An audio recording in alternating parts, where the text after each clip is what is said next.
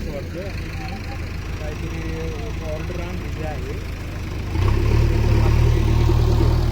काय करणार आहे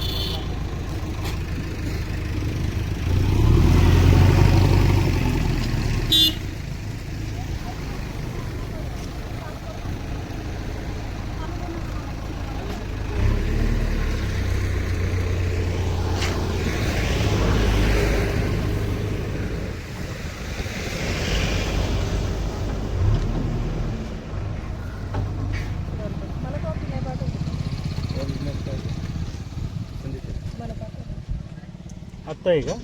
स्टे दिले राम मॅडम. आज काय तारीख आहे? आणि कालचा आदेश आहे का? कालचा आदेश आहे. याच्यामध्ये वैशाली गुंजाळी विरुद्ध डुमणे आणि ती काय रस्ता देण्याचा तहसीलदार यांचा आदेश होता. तर त्या आदेशावरती यांनी 27/4/22 स्थगितीची मागणी केली होती.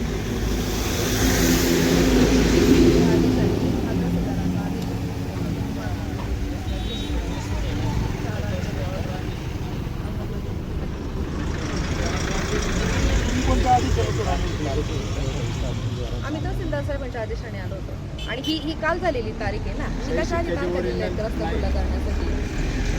ऑन द स्पॉट आल्यामुळे ही सगळी किती रस्ता मिळाली. ओरिजिनल घेऊन येतो म्हणले 4-8 पर्यंत नाही, पण या केसची पार्श्वभूमी काय? सही शिक्का नाही एक मिनिट. सही आहे. 2022 मध्ये हा रस्ता यांचा अडवला गेला होता.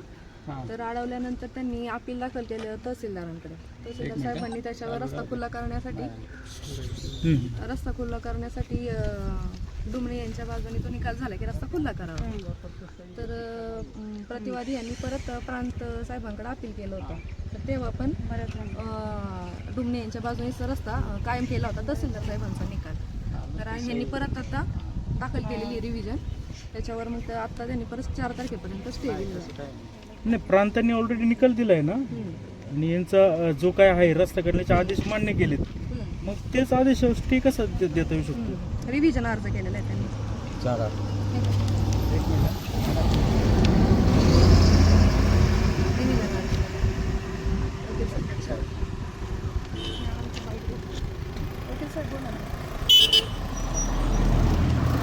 नाही मागवली मी, याच्यावर नाही करणार. मी मागवली.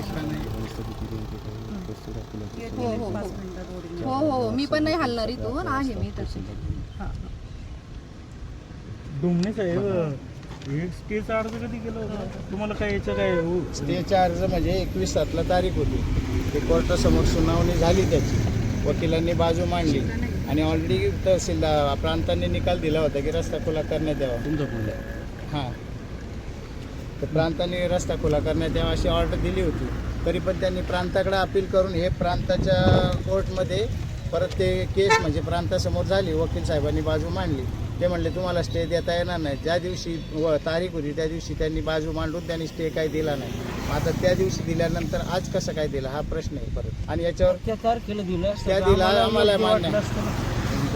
4/8/2026 सकाळी 8 वाजता तहसील जुन्नर येथे म्हणजे सुनावणी ठेवण्यात आली त्यांची. 4/8 आम्हाला तारीख तिथं दिली बरं का. स्टे नाही 4/8 दिली पण तिथं स्टे द्यायला पाहिजे. स्टे तिथं द्यायला पाहिजे होता. तो त्याने आता कसं काय दिला? शिवाय त्याच्यावर शिक्का नाही, ओरिजिनल नाही. शासकीय अधिकाऱ्यांचं काय चाललंय? नाही ना. नाही, परंतु मला सांगा का तहसीलदार यांनी रस्ता करायचा आदेश दिलाय, प्रांतांनी पण तो आदेश कायम ठेवलाय. मग हे कोणते हायकोर्टात पण दिलेला आहे निर्णय का रस्ता म्हणजे करण्याचे आदेश कायम ठेवले? मग हे कोण आहेत हे उपविभागीय अधिकारी? आता हे तुम्ही नवीन बदली झालेली उपयोगी त्यांनी तुम्हाला ह्या रिव्हिजन होतं काय होतं? रिव्हिजन यांनी दुसऱ्या पद्धतीने अर्ज केलेला आहे. त्यांनी रिव्हिजन पद्धती दुसऱ्या म्हणजे गणेश आहेत ना, त्यांच्या बहिणीने हा दावा टाकलेला आहे. त्या बहिणींच्या याच्यामध्ये हा स्टे भेटलेला आहे त्यांना. आपलं काय नाव आहे तुम्ही बोलू शकाल का? हा. आणि काय केसचा विषय काय? केसचा विषय पहिले माझ्या मिस्टरांसंदर्भात हे भांडण चालू होतं. पण ते तहसीलमधून त्यांना हे झालेलं होतं, ऑर्डर दिलेलं होतं की हे रस्ता काढून देण्यात यावा म्हणून. पण आमचे काही मुद्दे आहे ना, ते फसवणूक करून पैसे वगैरे भरू नये का ते स्टे यांनी बळच आणले आमच्या म्हणजे माझ्या नवऱ्याच्या विरोधात. मग ते असं झाल्याच्या नंतर परत त्यांच्या बहिणींनी पण ते स्टे आणायचं हे केलेलं, दावा टाकलेला ना, तर त्याच्यामुळे ते स्टे भेटलेलं आहे.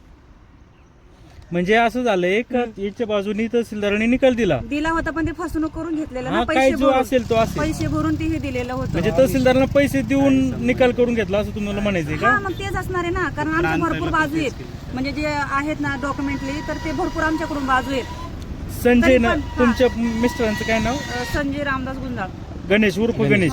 हा, मला सांगा ताई, समजा तहसीलदारांनी पैसे घेऊन यांच्या बाजून निकाल दिला असं तुमचं म्हणणं ठीक आहे, हा. मग त्यानंतर तुमच्या पतीने अपील केलं, हा, अपील केलं परत. कुठं केलं? ते हायकोर्टात केलं होतं. प्रांताकडे केलं असेल ना? हा, प्रांतकडे हे आता जे आहे ना ते प्रांतकडे केलेले आम्ही मनसरला. मग त्या प्रांतांनी तुमच्या की बाजून निकाल दिला का? आमच्या बहिणींच्या बाजूनी दिलेलं आहे. वैशाली त्याच्यावर नाव आहे ना, वैशाली कोटोळे, त्यांच्या बाजूने दिलेलं तुमचं आहे. काय म्हणणं आहे? आता प्रांतांनी निकाल कोण प्रांतांनी निकाल 2022च्या निकालाला नंतर 24ला प्रांतांनी निकाल दिला. म्हणजे किती वर्ष झाली बघा, 21ला रस्ता गेला, 24ला प्रांतांनी निकाल दिला. 5 वर्ष बहीण नव्हती का इथं? होते ना ते साक्षीला होते ना सगळे ऐका ना, ऐका ना. ते पण अर्ज तो नाही विषय, समजा ते जर सातबाऱ्यात असेल तर ते करू शकतात अपील वगैरे. हा, मग आता यांच्या म्हणजे संजय यांनी जे अपील केलं ते तुमच्या बाजून निकाल झाला. तहसीलदारांचं म्हणणं आहे का रस्ता ओपन करा, प्रांत पण म्हणता रस्ता ओपन करा, हायकोर्ट पण म्हणतो. त्यात पण एक दुसरा मुद्दा असा आहे, विभागीय आयुक्ताकडे गेले का हे? विभागीय नाही, आयुक्ताकडे ते नाही गेले. नाकारलं त्यांनी जायला, नाकारलं. ते डायरेक्ट हायकोर्टात गेले. दुसरा एक मुद्दा असा, हायकोर्टाने जो निर्णय दिला, यांचं जे अपील फेटाळलं, त्याच्यामध्ये असं हे केलेलं आहे की हा एकटा माणूस सर्वांच्या वतीने लढून त्यांचा रस्ता अडवलेला आहे असं त्यांनी निर्देश केला. हायकोर्टात तशी ओळ हायकोर्टाने तसं हे ते ओळ दिलेली आहे त्याच्यात की हा एकटा माणूस सर्वांच्या म्हणजे वतीने बाकीच्यांनी लढून विरोध त्याने केला रस्ता नाही. अडवला, म्हणजे बाकीच्यांनी विरोध केला नाही, म्हणजे ते याच्याशी सहमत आहेत.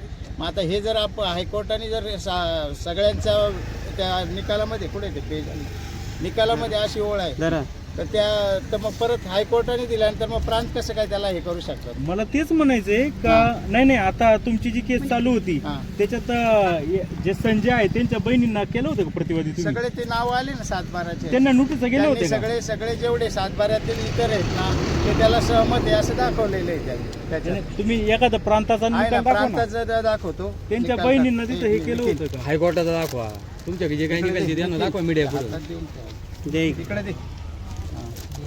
तर आता स्टे घेतलाय संजय यांनी नाही घेतला, संजय त्याच्या बहिणीने घेतला. त्यांच्या बहिणीने सेपरेट केस केली तीच. पण ऑलरेडी ते बहिणी त्या याच्यात साथ आहेत ना, म्हणून तर त्यांनी त्यावेळेस हे हरकत घेतली. मग ज्यावेळेस ज्यांनी ते हरकत केली असते आम्ही त्यांची नावं त्याच्यात टाकली असती.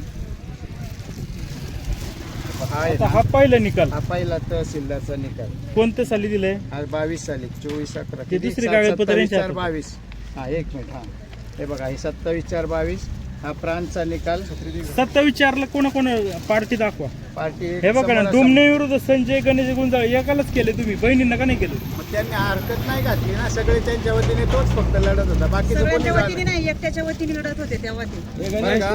इकडे यावं. बाकीचं कोणी झालं नाही त्याला हे करायला. म्हणजे तुमचं म्हणणं ही जमीन समजा गणेश करतोय त्यामुळं गणेश हरकत करतोय म्हणून गणेशचं नाव हा, गणेशने- टाकलं. हा, गणेशने- गणेशच्या बहिणी कधी आल्या नाही म्हणून गणेशचं नाव टाळलं तुम्ही. टाळलं मग. त्या हरकतीला आल्या नाहीत. तर कायद्याने टाकायला पाहिजे होतं नाव.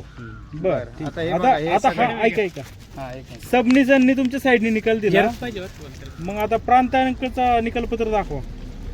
हा प्रांतचा निकाल पत्र प्रांतांनी काय केलंय निकालपत्रात? मागे आधी. तहसीलदारांचा निकाल कायम केला का? हा कायम दाखवा. केला. हे काय सगळं त्याने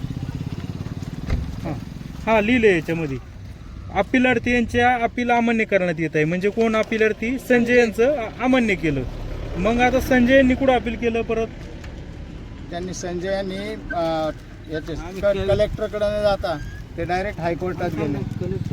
हायकोर्टात कलेक्टरकडे आम्ही कॅवेट दाखल केलं होतं. हेच आहे. कलेक्टरला कॅवेट दाखल इन द केलं. ऑनरेबल ऍडिशनल अप्पर जिल्हाधिकारी का तुम्ही कॅवेट केलं, परंतु आता ही केस विभागीय आयुक्ताकडे चालते ना, ही कलम 6ची. हा कलम 6. मग कलेक्टरचा काय संबंध आलाय? नाही नाही कलेक्टरकडे हा तुमच्या जे निकाल येते त्यांना दाखवा. आता त्याच्यानंतर हा हा हा हे दाखवा. हे काय अतिरिक्त विभागीय आयुक्त? अतिरिक्त विभागीय आयुक्त.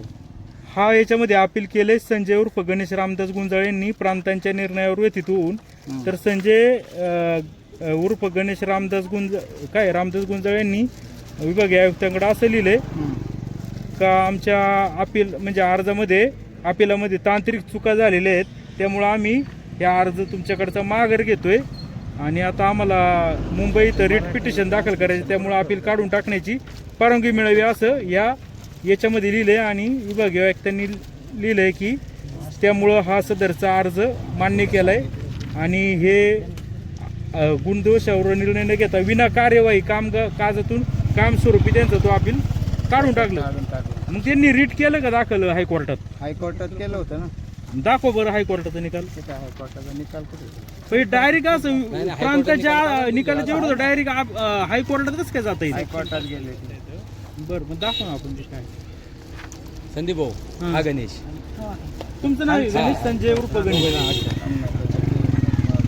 मराठी ट्रान्सलेट केलेलं बघ हायकोर्टाचा निकाल. तुझ्याकडे मुंबई हायकोर्टात कोणता निकाल?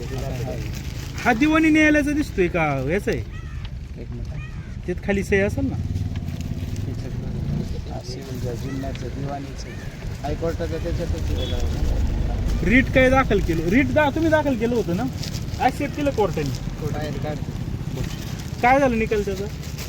विषय कसा आहे माहिती हातात बाहेर काढून सगळं हातात. एकच मिनिटं फक्त तुम्ही फक्त मोठ्याने बोल, तुमचा आवाज नॉर्मली बोलतो त्यामुळं कॅमेऱ्याच्या माईकमध्ये येणार नाही व्यवस्थित.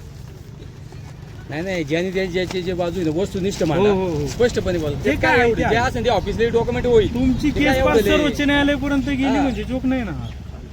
मीडियाला तुमची बाजू समजली पाहिजे. वस्तू ती काय आहे, जे कागदावर चालतंय सगळं काय नाही आहे ते. हायकोर्टामध्ये काय झालं बाबा, यांनी रीट केलं म्हणलं. हो